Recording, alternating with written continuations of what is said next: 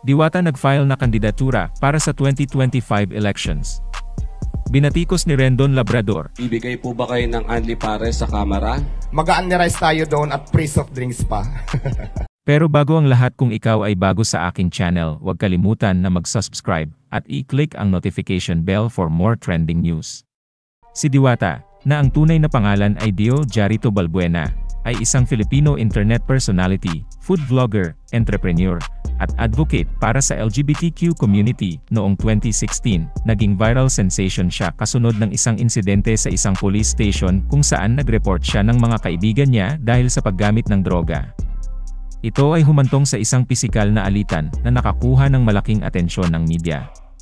Lumakas ang online presence ni Diwata pagkatapos niyang sumali sa Miss Q&A segment ng Philippine television program na It's Showtime noong 2019, kung saan ipinakita niya ang kanyang personalidad at alindog. Ngayon taon, naharap siya sa mga legal na issue na may kaugnayan sa isang kaso ng slight physical injury, ngunit nakalaya dahil sa piyansa.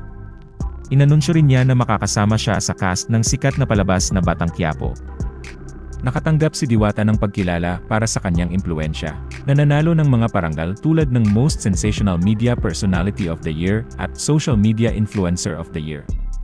Sumikat ang kanyang pangalan online bilang may-ari ng Diwata Perez Overload, isang food business na sumikat sa social media dahil sa pag-aalok ng only meal package sa abot kayang presyo. Samantala, naghain na si Diwata ng kanyang Certificate of Nomination bilang ika-4 na nominado para sa Vendors Party List Group na sasabak sa 2025 midterm elections. Naganap ang pagsasampa noong October 2 sa Manila Hotel Tent City.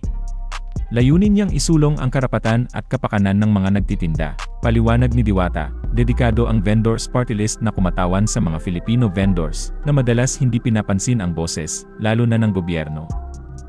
Nakatuon ang advokasya ng partido sa pagsuporta sa mga vendor, partikular sa pamamagitan ng pagtulong sa kanila na makakuha ng kapital na mahalaga para sa kanilang mga negosyo.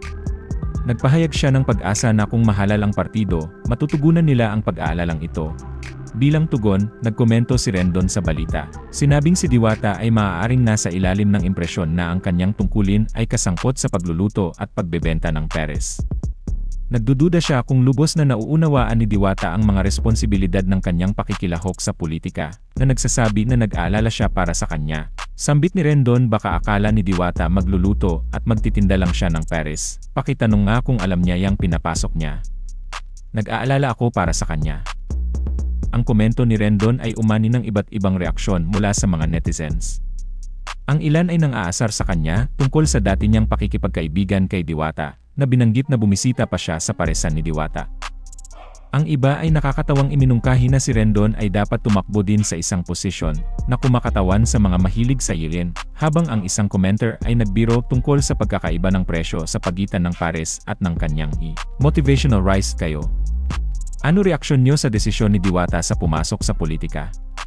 Sa tingin niyo ay sapat na ang kanyang impluwensya at kaalaman para sa naturang posisyon? I-comment niyo ang inyong reaksyon.